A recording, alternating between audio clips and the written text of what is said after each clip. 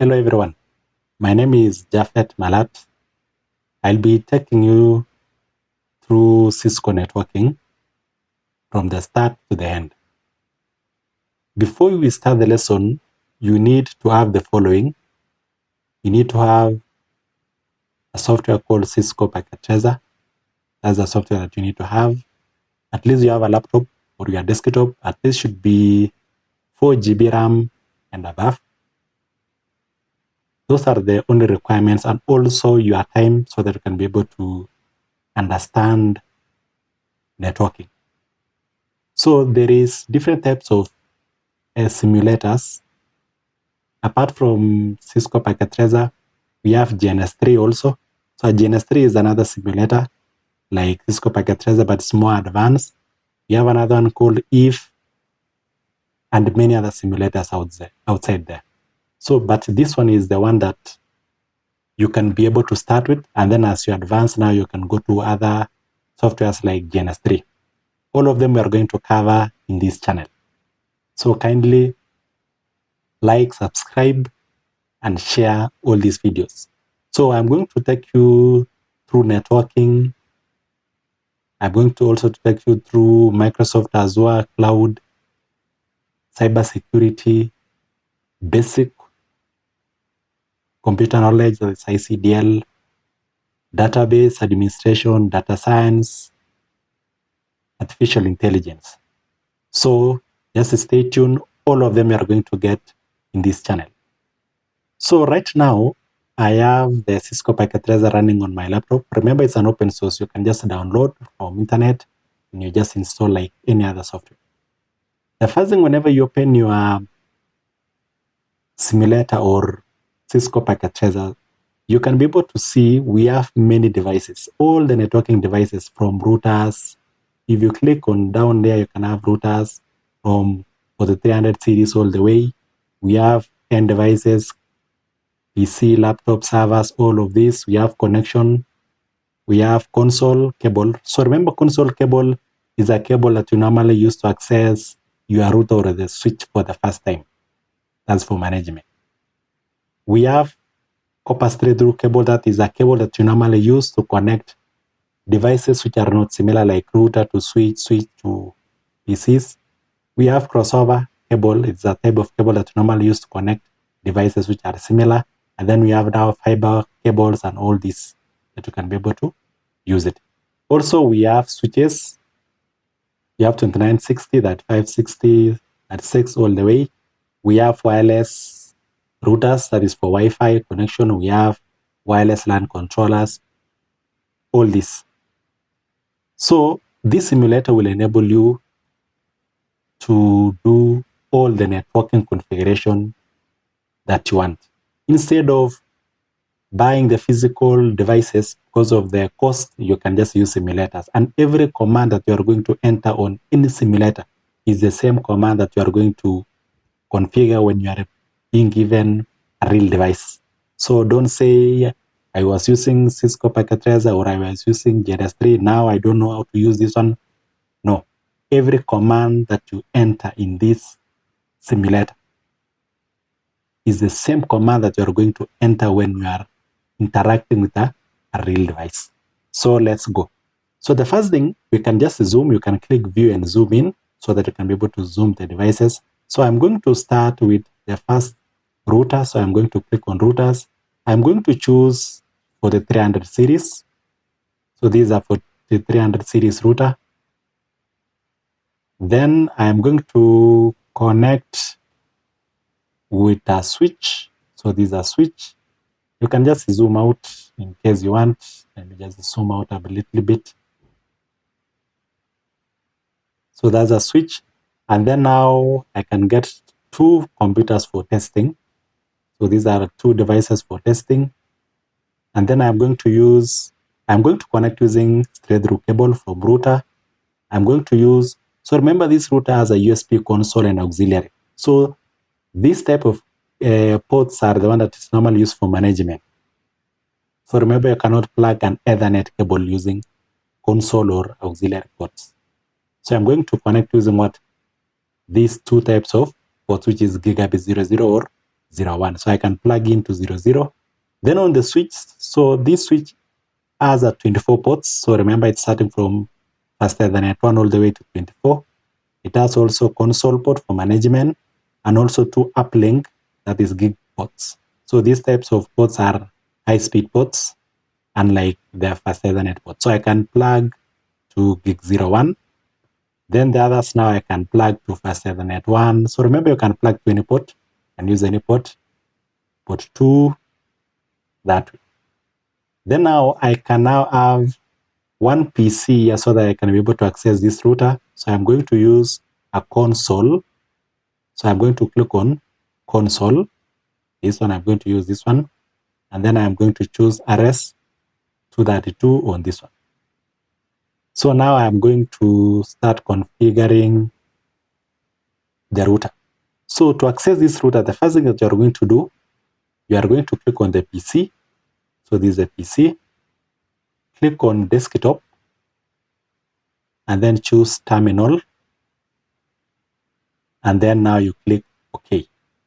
And now you scroll. So now this is the interface of your router. The same thing you are going to do on the switch.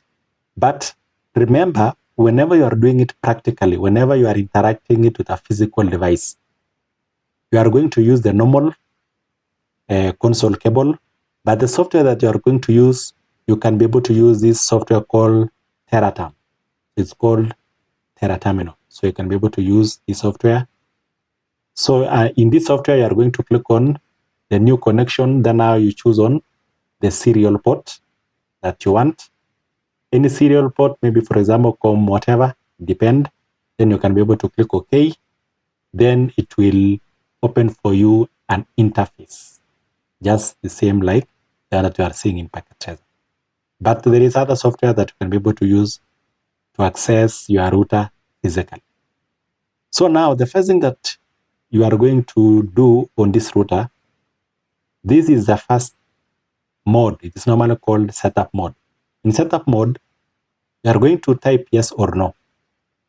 So in setup mode, we are going to type either yes or no. So because we want to configure router manually, we are going to use no.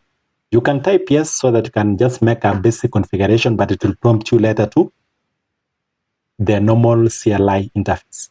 So in this case, normalize using no. So I'm going to type no, then press enter. So whenever it say press return key, you press enter. Then this mode is called user mode. So I'm going to type enable. So enable now, it will enable me to go to privilege mode. So whenever you see this greater than simple, that is user mode. Whenever you see hash, that is privilege mode. And then now in privilege mode, we can be able to do some minimal configuration.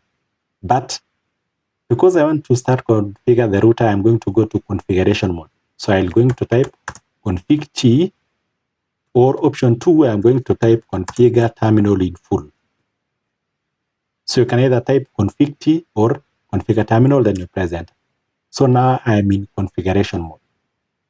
So remember, the first one was setup mode, you type no. Press return key, you press enter. We have this one, that is user mode. This is a user mode. You type enable to go to privilege mode. And then in privilege mode, I'm going to type configure terminal to go to configuration mode. So this is now the configuration mode. So this is why now you can configure the router, you can delete anything that you want. This is like admin.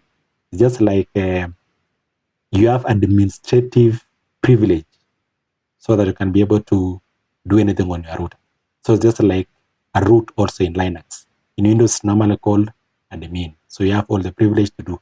So now, this configuration mode, the first thing that I'm going to do, I'm going to set the name of the router by typing hostname. Then I can type, let's say this is my router, so I'm going to type my name. So now you see it has changed from router to Jafet. That's how to change the name of the router. In case you want to change it again, you type again hostname. Then you can type, for example, the name of the router. So now you see it has changed from the previous server to InfoServ. That's the first thing, how to change the name of your router. The second thing now is what you want to do, you want to protect the router. So the router can be accessed through console auxiliary, and also it can be accessed virtually. So we are going to protect all of them. So we are going to type line console 0, that's port 0. Password, you choose any password that you want. For example, I'm going to start using 1234. But remember, you need to use a strong password. Then followed by login, so that you'll be prompted for the password.